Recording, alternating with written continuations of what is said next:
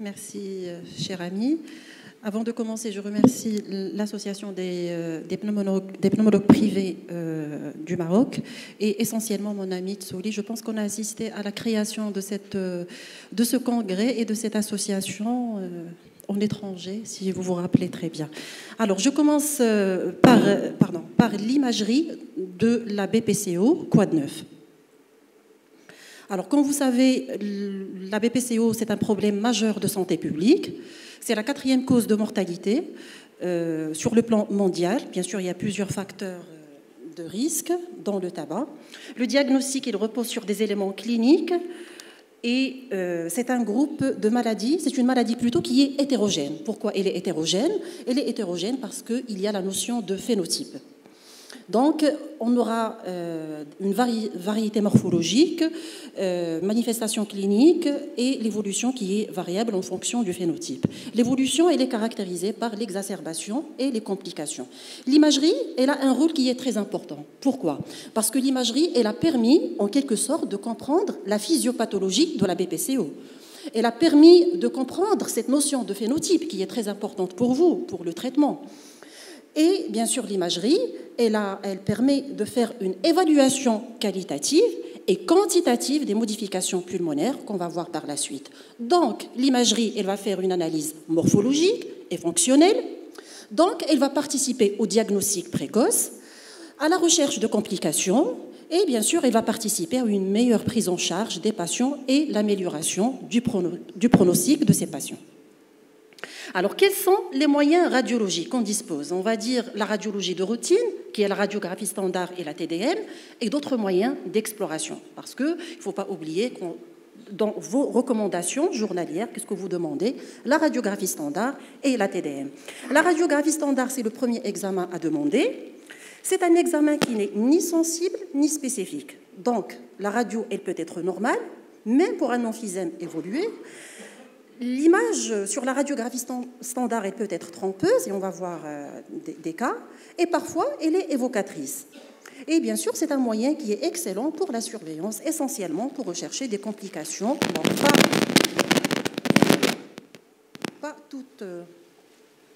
pas toutes les complications, mais certaines complications. La TDM, elle reste supérieure à la radiographie standard. Là, regardez, c'est un patient qui a 54 ans, dyspnée à moindre effort, tabagisme. Et regardez sur la radiographie standard, il y a quelques réticulations. Bon, c'est vrai qu'il y a un élargissement des espaces intercostaux, mais chez le même patient, regardez son scanner. Alors, le scanner, on voit un énorme emphysème centrolobulaire évoluer avec une extension bulleuse. Donc, regardez ici la différence entre la radiographie standard et la TDM. Parfois, on peut avoir des faux syndromes, des fausses images, comme ici, un syndrome interstitiel sur la radiographie standard, donc des lignes de Kerley. Au fait, sur la TDM, c'est quoi? C'est juste l'emphysème paraseptal. Et bien sûr, parfois, on peut avoir une image qui est évocatrice, d'accord, de diagnostic avec des complications. La TDM, elle permet de faire le diagnostic préclinique, donc on peut faire le diagnostic d'emphysème, de dilatation de bronche à une étape préclinique et précoce. Elle permet de faire une analyse qualitative et quantitative. Elle permet de définir le phénotype. Et lorsqu'on parle de phénotype, est-ce que c'est une BPCO emphysémateux prédominant, bronchique prédominant, ou c'est le 2? Et en général, on peut avoir donc des atteintes qui sont mixtes. La TDM, elle va redresser le diagnostic et elle va faire le diagnostic positif, d'accord? Elle va chercher aussi des complications et elle va faire le bilan pré-thérapeutique. Quelle est la technique? Je parle de la technique de tous les jours. La technique, ce sont des coupes millimétriques avec des reconstructions dans les 3 plans de l'espace. On va voir l'utilité de ces reconstructions dans les 3 plans de l'espace. En général, sans injection de produits de contraste, sauf si on veut chercher des complications vasculaires. L'acquisition en expiration n'est pas faite systématique, mais elle doit être faite parce qu'elle va chercher l'atteinte des petites voies aériennes qu'on ne va pas voir sur un scanner qui peut paraître normal, mais au fait, on a des lésions des petites voies aériennes. Et ces clichés plus cette acquisition en expiration, donc, va être faite également en absence d'anomalie proximale et d'une anomalie du VMS. Comme vous regardez ici, donc l'analyse dans les 3 plans de l'espace avec ces reconstructions, ils sont très importants parce qu'ils vont donner une vue globale, d'accord, avec le retentissement sur le diaphragme, sur le médiastin. Le MIP, il est très important pour rechercher une inflammation des petites voies aériennes, donc avec un aspect en arbre en bourgeon, donc, et pour la détection de nodules. Donc tous ces éléments, ils sont importants. Donc si on revient à cette TDM, qu'est-ce qu'il va nous faire dans le cadre de la BPCO? Premièrement, c'est une étude qualitative. Et là, je vous invite à lire cet article qui a été publié en 2015 par la Fleischner Society, qui parle de tous les aspects qu'on peut voir sur le scanner avec les explications. Donc, on peut avoir de l'emphysème, on peut avoir du remodelage pariétal bronchique, des lésions associées et un important chevauchement des signes radiologiques. Alors, pour l'emphysème, c'est quoi cet emphysème? C'est un élargissement permanent et anormal des espaces aériens distaux au-delà de la bronchiole terminale, accompagné d'une destruction de leurs parois sans fibrose évidente. La définition, je sais que c'est facile pour vous, mais elle est très importante parce qu'on peut prendre des images aériques sur le scanner pour de l'emphysème, et au fait, ce n'est pas de l'emphysème ou vice-versa. Qu'est-ce qu'on peut avoir comme emphysème? On peut avoir l'emphysème centrolobulaire, panlobulaire et paraseptal. Pour le centrolobulaire, comment il va apparaître sur le scanner? Il va apparaître comme des hypodensités multiples sans paroi. Et au fait, c'est quoi cet emphysème centrolobulaire? C'est une zone de destruction parenchymateuse au centre du lobule demi-laire. Donc c'est une atteinte qui est centrolobulaire. Parfois, on peut avoir l'artère centrolobulaire, et ça c'est pathognomonique de l'emphysème centrolobulaire, et bien sûr, on peut avoir des variétés, du léger, du modéré, du confluent, et même du destructif. Là, un exemple d'un emphysème avec une extension bulleuse, une évolution qui est vers les bulles. L'emphysème panlobulaire, au fait, il y a 2 entités. Il y a l'évolution d'un emphysème centrolobulaire, d'accord, et il y a l'emphysème panlobulaire qui est lié à un déficit en alpha-1 antitrypsine. Et là, le siège, il varie, parce que dans le centrolobulaire, c'est les lobes supérieurs, et dans le déficit en alpha-1 antitrypsine, c'est la prédominance, elle est beaucoup plus inférieure, et les patients, ils sont jeunes. L'emphysème panlobulaire, donc, il va apparaître sur le scanner comme des zones qui sont hypodenses, qui vont traduire une destruction complète du lobule. Donc là, on ne va pas voir d'artériole centrale. Et le reste du parenchyme, il va paraître hyperdense par redistribution sanguine. Bien sûr, on aura des signes qui vont en rapport avec cet emphysème panlobulaire, comme le petit cœur, d'autres signes indirects qu'on peut voir sur le scanner. L'emphysème paraseptal, ce sont multiples lésions qui vont siéger en sous-pleural. Ce sont des lésions qui sont ici, qu'il ne faut pas confondre avec un rayon de miel. Là, ce n'est pas la même chose. L'emphysème bulleux, ce sont des formations macrokystiques supérieures à 1 cm de taille et de forme variable à parois fines. Alors, pour récapituler, donc le scanner, dans cette analyse de la qualitative, il va nous enseigner sur le phénotype, sur la présence d'emphysème, quel type d'emphysème, et par la suite, il va rechercher une atteinte des voies aériennes en rapport avec un remodelage. On peut avoir une atteinte des voies aériennes proximales, comme on peut avoir l'atteinte des petites voies aériennes, comme les deux, isolées ou associées à l'emphysème.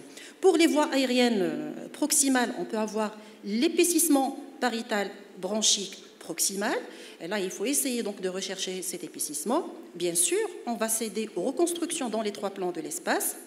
Et là, regardez, il y a une petite bulle, donc il y a un petit emphysème au niveau des lobes supérieurs.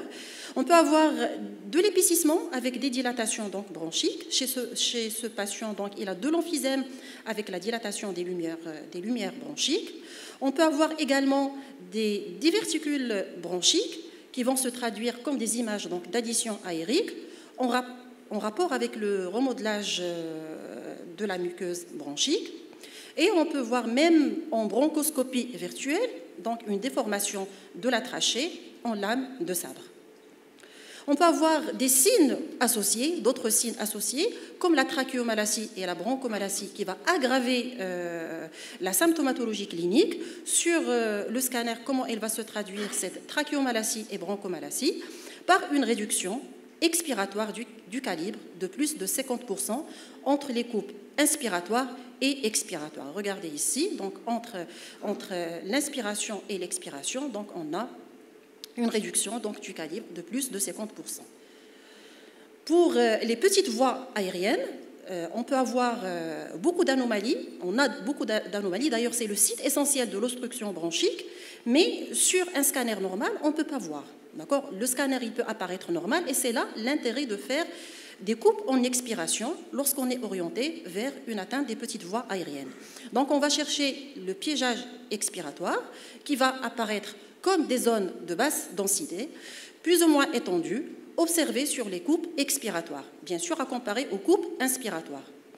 Mais il faut se méfier de ce piégeage. Donc à chaque fois qu'il y a un piégeage, il ne faut pas le prendre dans le cadre d'une BPCO parce qu'on peut avoir un piégeage chez des gens qui sont asymptomatiques, des patients qui sont âgés et avec le tabac.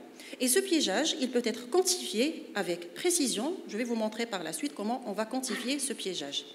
Donc, pour les petites voies aériennes, qu'est-ce qu'on va chercher sur le scanner? On va chercher des signes de bronchiolite cellulaire sous forme de micronodules centrolobulaires, parfois branchés, flous, et un poumon en mosaïque sans destruction de l'architecture en rapport avec l'obstruction bronchiolaire. Là, on a un piégeage, donc en inspiration et en expiration, une bronchiolite respiratoire avec des nodules branchés centrolobulaires à contour flou. Là, c'est un aspect en mosaïque qui traduit donc l'obstruction bronchiolaire. Et bien sûr, on peut avoir d'autres atteintes lorsqu'on va faire le scanner, les modifications pariétales, le retentissement et les complications vasculaires. Et lors de la réalisation du scanner également, parce que le scanner il peut être demandé soit dans le cadre d'une BPCO qui est connue, soit dans le cadre d'une dyspnée ou pour rechercher une complication lors d'une exacerbation. Et là, le scanner il va prendre tout son intérêt pour faire le diagnostic de ces complications. Comme quoi? Comme la pathologie infectieuse, et là il faut faire très attention pour ne pas passer à côté d'une tumeur. Là, c'était un cas d'une pneumonie, une pneumopathie du fouleur. Il faut toujours contrôler après traitement. Là, il y a une bande séquelaire. On peut avoir des greffes aspergillaires, donc une complication, comme on peut avoir donc des pneumothorax, comme on peut avoir une greffe tumorale. Là, c'était un patient âgé de 63 ans qu'on a vu, je pense, voilà, en 2015. Il est venu dans le cadre d'une exacerbation d'une BPCO, et là, on voit une lésion apicale droite. Donc, on ne savait pas, est-ce que c'est tumoral, est-ce que c'est infectieux, est-ce que c'est juste séquelaire. On a demandé un scanner dans 3 mois. Heureusement, le patient, il est venu, mais pas dans 3 mois, il est venu dans 6 mois. Et là, on voit l'augmentation de la taille de la lésion. Et on a fait une biopsie sous scanner, et là, c'était un adénocarcinome. Donc, à chaque fois qu'on a un nodule ou une petite masse, il faut essayer donc de voir la nature. On peut voir même une cancérisation d'une bulle, et c'est le cas donc d'une bulle d'emphysème qui est cancérisée. Normalement, la bulle, elle a une paroi qui est fine. On peut avoir même des complications vasculaires comme l'embolie pulmonaire, et parfois, on peut avoir donc de volumineuses bulles, comme le cas ici, une bulle du lobe supérieur, donc droit qui comprime le lobe moyen et qui va aggraver la symptomatologie clinique. Là, ce n'est pas une complication, mais au fait, c'est une constatation, c'est une association. C'est le syndrome emphysème des sommets et fibrose des bases. Donc, on a vu tout ce qui est connu, c'est-à-dire l'analyse qualitative sur la radiographie standard et sur le scanner. L'analyse quantitative. Est-ce que vous avez une expérience avec l'analyse quantitative en scanner? La quantification, autant que pneumologue, la quantification du piégeage et tout. Alors, on peut faire l'analyse quantitative de l'emphysème, une analyse quantitative de l'obstruction des petites voies aériennes, analyse quantitative du remodelage pariétal des voies aériennes et une analyse quantitative du piégeage également. Comment on va faire cette quantification de l'emphysème? Au fait, c'est une quantification qui est automatisée. Donc, on a des logiciels de post-traitement, et ces logiciels ils vont se baser sur la quantification par seuillage de densité. Alors, là où on a l'emphysème, il y a un codage couleur, donc on aura des zones qui sont colorées. Et au fait, avec les derniers scanners de génération, donc presque tous les scanners, il faut juste voir avec les radiologues que vous travaillez avec eux, s'ils ont donc ces logiciels, c'est facile, ça ne demande rien, d'accord? Et on peut faire cette quantification de l'emphysème. On peut même quantifier les voies aériennes. Comment ça se fait en pratique? Il y a un logiciel qui va faire une reconstruction perpendiculaire de la branche jusqu'à la 5e génération. Et là, on va extraire l'air branchique et on va juste, de la trachée bien sûr, et on va juste mesurer donc l'épaississement de la paroi. Et là, on va quantifier ce remodelage aérien. La quantification du piégeage, là, on va faire une acquisition en inspiration, puis une acquisition en expiration. Il y a le mismatch, donc on va superposer les deux images, et bien sûr, toujours par mesure donc, de densité, on aura donc des images codées en couleur qui vont témoigner là où il y a le piégeage. Et là, c'est très important pour vous parce que vous avez donc une image colorée et vous savez, ça c'est l'emphysème, ça c'est le piégeage, ça c'est le remodelage donc pariétal. Bien sûr, avec les dernières, pas les dernières générations de scanners, mais les logiciels de post-traitement, donc on peut avoir beaucoup de choses comme cet aspect. Donc on peut avoir donc des images qui vont orienter vers la présence d'emphysème, l'emphysème avec l'atteinte des voies aériennes, des petites voies aériennes, et le piégeage. Et là, sur une seule plaque. Et ça ne demande pas beaucoup. Pour la ventilation et la perfusion pulmonaire, alors là, c'est le scanner en double énergie. Parce que c'est l'examen qui permet de faire l'analyse de la ventilation et la perfusion pulmonaire. Il se fait grâce à l'inhalation du xénon pour analyser la ventilation, l'injection d'iode pour voir la perfusion, et bien sûr avec des logiciels de post-traitement. Donc on a vu la radiographie standard, la TDM avec l'analyse qualitative et quantitative, et l'IRM. Est-ce qu'on fait l'IRM pour le poumon? Non, on ne fait pas l'IRM pour le poumon. Oui, il y a beaucoup d'essais cliniques, dans le cadre de plusieurs pathologies, dont BPCO. C'est une technique qui est non irradiante. Ça, c'est un avantage pour l'IRM. Et l'IRM, lors des essais cliniques, elle a permis de bien comprendre la physiopathologie, de faire également une analyse morphologique et fonctionnelle, de faire la ventilation et la perfusion, d'étudier la ventilation et la perfusion pulmonaire. Et l'élément de plus, c'est la microvascularisation donc pulmonaire. Est-ce qu'il y a vraiment une inflammation? Il y avait beaucoup d'études qui ont comparé les BPCO avec les malades asthmatiques.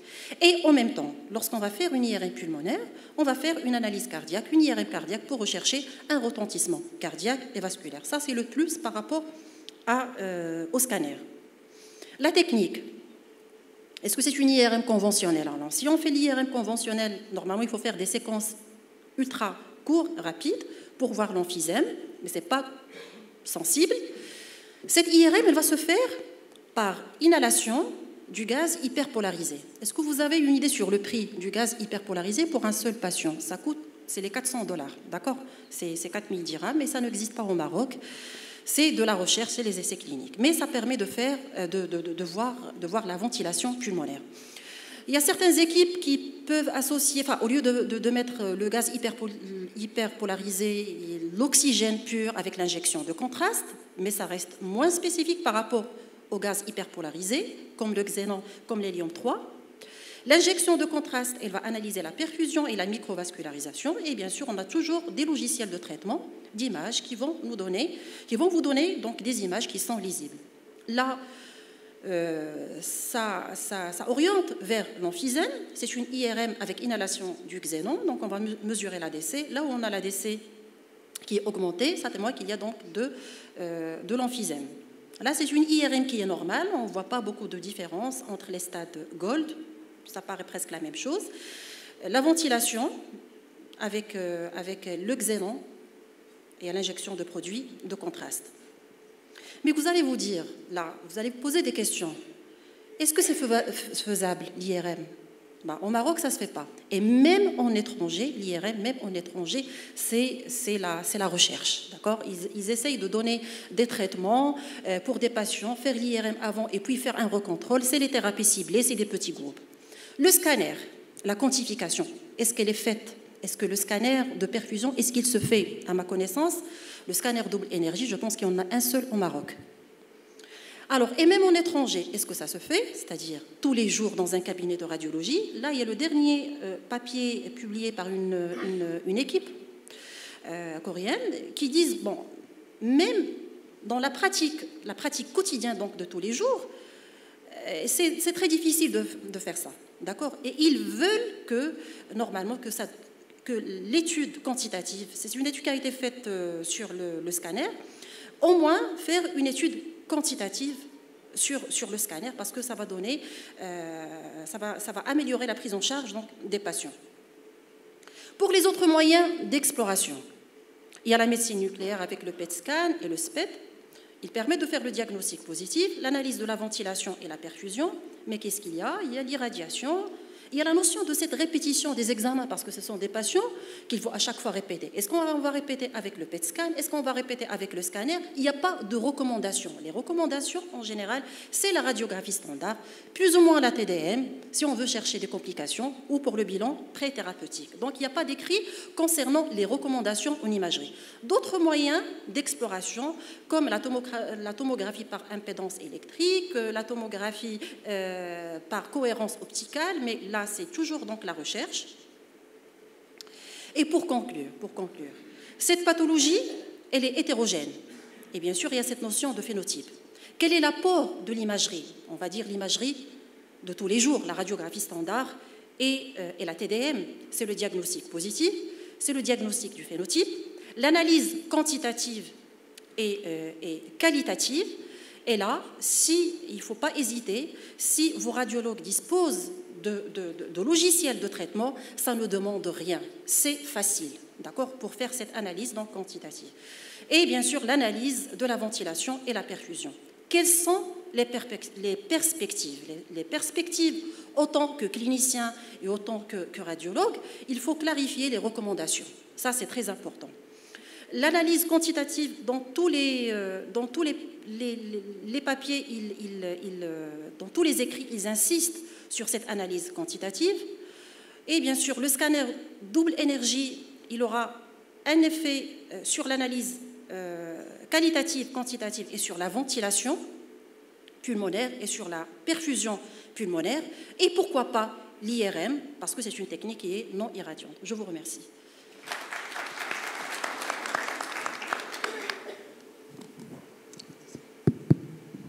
Merci Madame Louali. S'il y a deux petites questions. Sibel Jelloun Amin, après Silmziane. Et pardon, j'ai pas vu le boss. Allez-y, Stouli. Merci Maliem pour ton topo. J'ai une question à te poser. Est-ce que par exemple, en demandant un scanner, on exige à ce qu'on le fasse en inspiration et en expiration pour une meilleure analyse de la situation? Non, en fait, le scanner, il se fait en inspiration. Le scanner, il doit se faire en inspiration.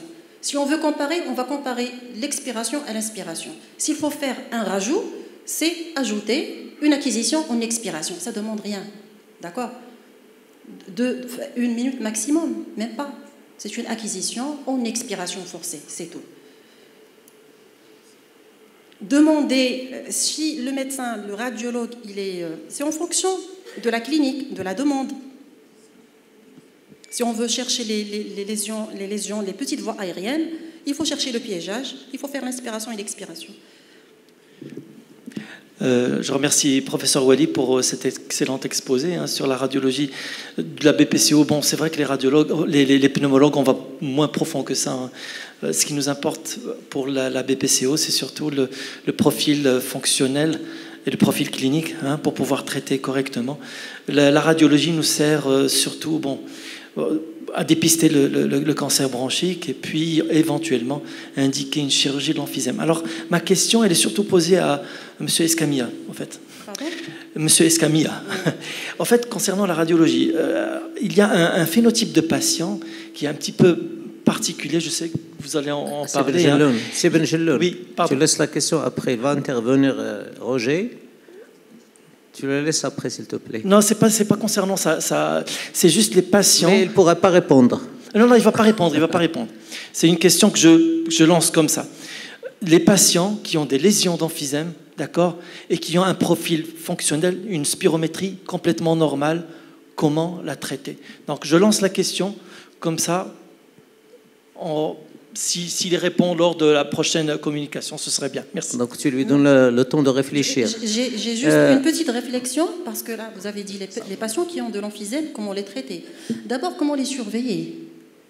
Est-ce qu'on va les surveiller avec un scanner, avec une IRM? Qu'est-ce qu'on va chercher? Parce que là, lorsque j'ai préparé le topo, il y avait beaucoup d'études qui ont été faites dans ce sens, c'est-à-dire de faire le diagnostic à un stade préclinique.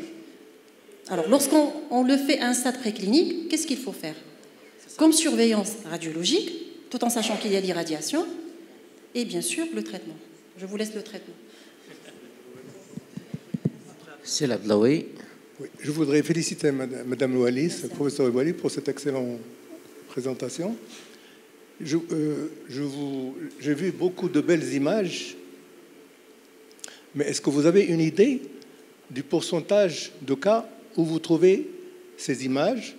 Ça veut dire que c'est déjà une BPCO avancée. Si vous considérez que vous faites 10 scanners, par exemple, pour une BPCO, combien de cas vous trouvez ces belles images et combien de cas vous ne trouvez rien du tout? En fait, dans le cadre de la BPCO, on a toujours, vous parlez de très belles images, c'est-à-dire c'est pathologique, c'est ça, pathologique.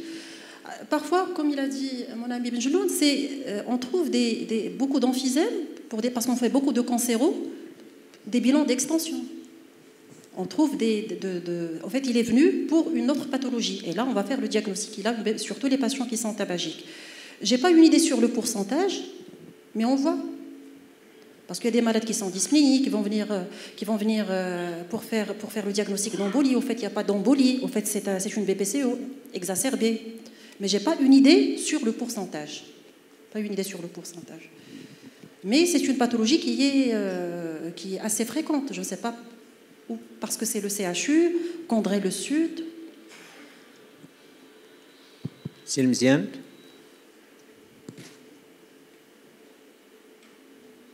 Je tiens tout d'abord donc à remercier le professeur Wali pour cette présentation, effectivement, qui montre, donc qui marque pour l'impact, également l'apport de l'imagerie en matière de BPCO. Mes deux réflexions, la première, justement, vous avez dit comme quoi la TDM, certes, elle est supérieure à la radio standard, et comme quoi il permet une analyse morphologique et fonctionnelle. Morphologique, on est d'accord. Fonctionnelle, je pense, ce sont des apports, mais elles restent quand même inférieures à celles de l'expansion fonctionnelle respiratoire. Et comme quoi, d'autant plus, comme vous l'avez marqué, comme quoi la comparaison était faite, donc comparaison avec les Gold. Or, les Gold, ça suppose carrément une expansion fonctionnelle. Ça d'une. Deuxièmement, on aurait bien aimé, effectivement, que vous apportez, effectivement, dans les recommandations actuelles, comme quoi la crainte d'un carcinome bronchogénique qui va s'installer chez ces malades à risque, en particulier les BPCO, de lancer l'appel pour une recommandation de la TDM, low dose annuelle, au lieu de se contenter uniquement de la radio thoracique, surtout donc on s'adresse à une population de pneumologues. Voilà, merci. Monsieur Belaoui, la dernière question. Bien, d'abord, à mon tour de féliciter Mme Louali pour cet exposé, avec une iconographie qui est très riche et impressionnante. Je te félicite. Et d'ailleurs, je crois, puisqu'on est de la même école, la remarque a été déjà faite par professeur Mziane. Je pense que le pneumologue, pour les malades, il y a d'autres soucis uniquement que la radiologie. Donc déjà, et puis généralement, c'est un diagnostic clinique, sur la display et fonctionnel. Et même là où vous voulez chercher l'atteinte des petites branches, l'exploration a son mot à dire. C'est vrai que des malades qui peuvent avoir un VMS normal, mais les débits normalisé, notamment le DM25, est diminué très précocement. Donc, normalement, la fonction... Mais par contre, j'étais étonné que vous placiez le cancer dans les complications. Ce n'est pas une complication. Elle a le même facteur de risque. Et je crois que la crainte d'un pneumologue, il faut effectivement, ça a été déjà dit par Simon, par Simzian, c'est dépister effectivement précocement un cancer. Et je crois qu'une TDM dans le suivi n'est pas de trop, du tout. Et j'étais étonné que dans les images radiologiques, vous ne parlez pas de l'hypertension artérielle, pulmonaire et les signes qui peuvent être détectés aussi bien par la radio que par la TDM. Et je vous remercie. Alors, je commence par la dernière remarque, au fait, parce que l'intitulé était « Quoi de neuf en imagerie ?» Donc, j'ai essayé, comme ils m'ont dit qu'il ne faut pas dépasser le temps, donc j'ai essayé C'est des choses qui sont connues en général par vous et par nous, donc j'ai essayé de parler beaucoup plus sur le quad 9, donc entre parenthèses. Et pour le low dose, il n'y a pas de recommandations, mais il y a certaines équipes qui le font aux États-Unis, les recommandations américaines, mais il n'y a pas de recommandations françaises. Quoi d'autre? Bon, je suis d'accord avec le professeur Mziane pour la réflexion. Bien sûr, l'imagerie, il va rentrer dans un ensemble d'éléments qui sont cliniques, d'accord, et fonctionnels. Et bien sûr, elle a l'imagerie, elle a un apport. Et j'ai essayé de parler comme l'intitulé, voilà, le quad 9. Mais on reste, je pense, et en même temps, j'ai répondu d'une façon... La radiographie standard, elle a sa place. La TDM, elle a sa place, essentiellement pour détecter, bon, je ne vais pas les complications vasculaires, mais la hantise, c'est de passer à côté d'un carcinome. Parce que moi, le patient que j'ai vu, j'ai eu... à chaque fois, je me disais peut-être qu'il fallait compléter par un PET scan. Qu'est-ce qu'il fallait faire lorsqu'on a vu la lésion? On a demandé un contrôle dans 3 mois. Donc, la hantise, c'est de ne pas passer à côté d'une greffe néoplasique. Et bien sûr, le reste, c'est les essais cliniques, c'est la recherche. Pour la quantification, j'ai insisté. La quantification, pourquoi? Parce qu'il y a des logiciels de post-traitement qui sont disponibles dans les scanners de dernière génération. Pourquoi pas voir une image couleur avec l'emphysème quand ça fait joli et classe. Merci encore une fois pour cette iconographie qui est très utile pour l'enseignement et bravo.